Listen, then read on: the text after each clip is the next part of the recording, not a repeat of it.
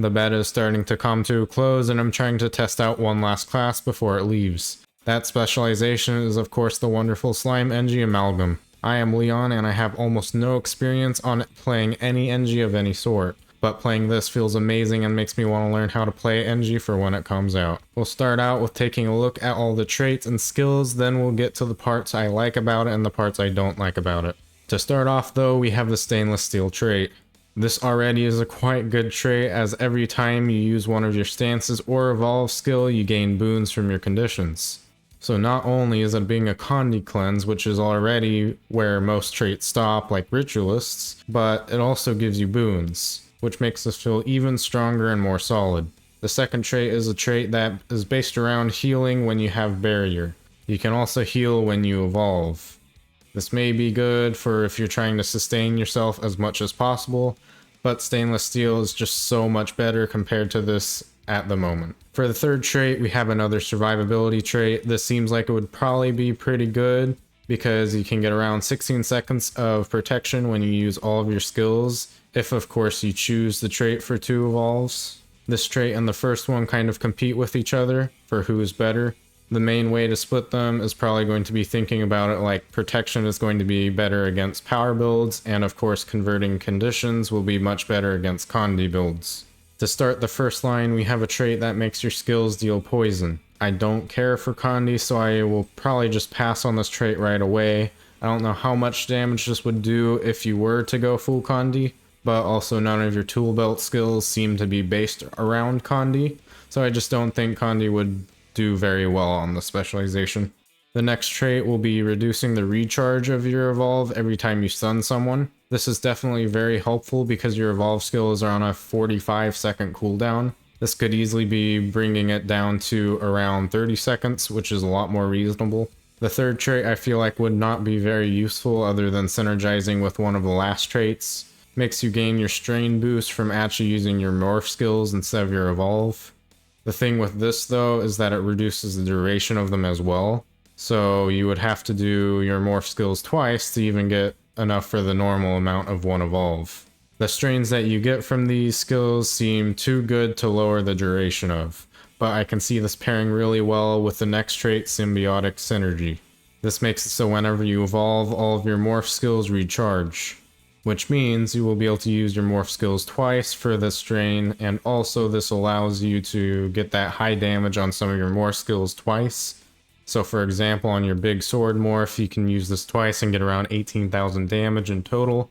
So in Zergs, I can see this being extremely useful, since most likely you're going to be getting boons from your teammates anyways, and this will just increase your damage by a lot. The next trait seems to be almost like a support skill. Maybe in very organized groups they can use this to their advantage, getting that extra buff. But for non-organized groups, I feel like it would just be much better to maximize your own damage with one of the other traits from this column, since there aren't really any other supportive traits for it to be a very good healer. Of course, you could probably make this a healer of some kind, but probably won't be as good as other healers. Finally, we have the final trait, Double Helix, which allows your evolve to get 2 charges. I really like it because I like to use evolve with every push in Zergs, and all of the boons that it gives on the strains are extremely good for roaming. For this trait column, it just feels like it's between the first one and the last one. Depending on your playstyle, it feels like that will determine what you decide to pick. Now for the huge list of skills. All of the customization you can do with the specialization is just great. We'll start out with the heal and the tool belt heal. This is a heal that works over time and can heal you for more when you have barrier applied. Your tool belt skill applies that barrier to you, which then makes your healing skill better. A nice thing about this is that your tool belt heal is able to be used while using your other heal due to it being an instacast. For the first utility, we have a leap that gives 5 stacks of stability. It also stuns people for 2 seconds and increases the stun duration of other skills. This is incredible in every aspect. When we compare it to Gale Shot's similar leap, we have stability instead of super speed, which in my opinion is already a lot better, but then we also head on to having a stun and a blast finisher instead of a tiny evade. This feels so solid for both roaming and Zergs. For the second utility, it doesn't let us down either. It's an evade that lasts for 2 seconds. But not only does it give us this, it also provides us with some damage. And not that small of damage you would think of from a stun in World vs. World. It's actually there. On top of this, it's only a 25-second cooldown. If you take a look at one of the engineer's invulnerability potions, has a 60-second cooldown for only 1 second longer of an invulnerability. The only bad thing about this skill is that it's not a stun break. I kind of expected this to be a stun break, but even without it, it's still a really solid skill. The next skill is a stun break with a nice movement speed increase. It can also make it so when you get hit with any movement impairing conditions while it's active, it doesn't work. Solid. And now for the last utility, we have a great damaging skill that also increases your damage further with a buff. This is especially great for Zergs or when you're trying to build around one-shotting anything, including that one Minstrel Barrier Scourge Lich with 50,000 health. Yes, I see you. For Elite, we have a nice pool that also does damage on a 50-second cooldown. This is quite short for Elite ability and it's quite good with that pool. And we're still not done yet. With all the skills we have, we're now moving on to the choosable tool belt skills. And of course evolve. Starting with all of the offensive ones on rapid fire. Big Sword go bonk for a lot of damage. Gives might and increased power and condi for its strain.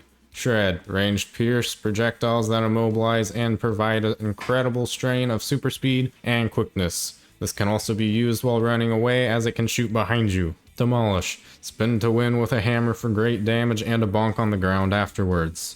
Provides stability with its strain, but the Berserker strain buff doesn't seem too great.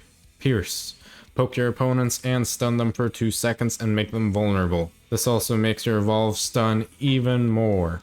And yes, remember earlier when our leap skill increases stun duration by 33%?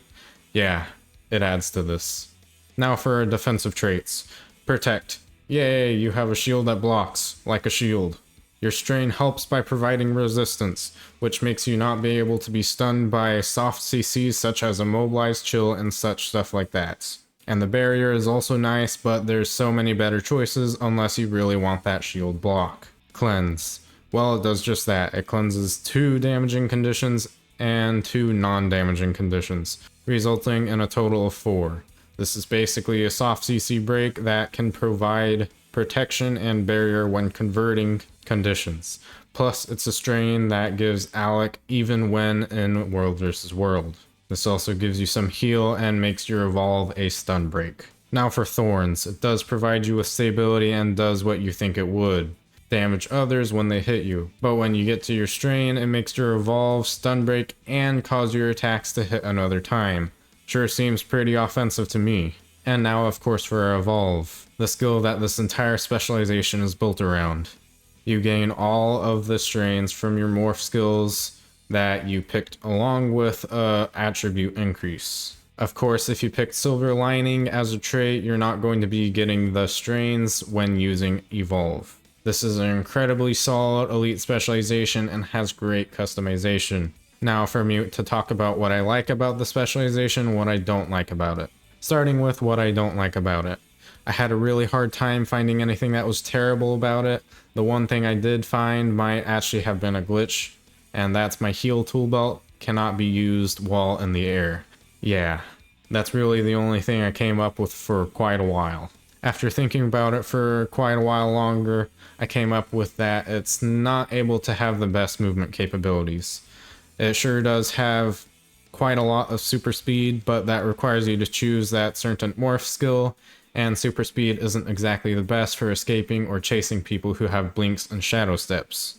Sure, this can use rocket boots, but even then it feels like it's quite slow compared to most other classes. Of course, this is still extremely solid in basically every other way though, and in Zergs you don't even need good mobility. Now for what I really like about the specialization. We'll start off with that it's incredible in Zergs. It has great potential for huge DPS and can even be able to support your teammates with your evolved skills. If, of course, you took the trait. Even outside of Zergs, this has huge damage, and can easily take on outnumbered fights with its evades, blocks, and stability. Which brings me to another thing. This has tons and tons and tons of stability. It can have 5 from a strain that you can get, and can be used twice if you take the trait that you can evolve twice. It also has another 5 from your leap skill, and also has a lot of minor amounts from other sources like equal and opposite reaction trait, or juggernaut trait and firearms. This is also great for those people like me that love to customize, because it just has so many choices that are actually good. All of the morph skills are usable, same with your stance skills. And on top of this, it is an Engi which gets kits for even more customization. The strains can also provide a really good amount of boons with good uptime, especially if you're able to use your evolve twice with that trait. It can provide both alloc and quickness to yourself, and a smaller amount to allies if you decide to take that trait in World vs. World. Also, your utilities, heal, and elite skills are all stances, which means it can synergize really well with the Relic of the Weaver for increased damage. I really enjoyed this elite specialization, and it's built really well with its strains and customization. Trying the specialization out sure makes me want to learn how to play Engi. Now for me to go and gift my Engi a full set of ascended gear. Thank you very much for watching, and I'd love to hear your thoughts about the specialization in the comments below. And as always, I hope to see you in one of these, and have a great day.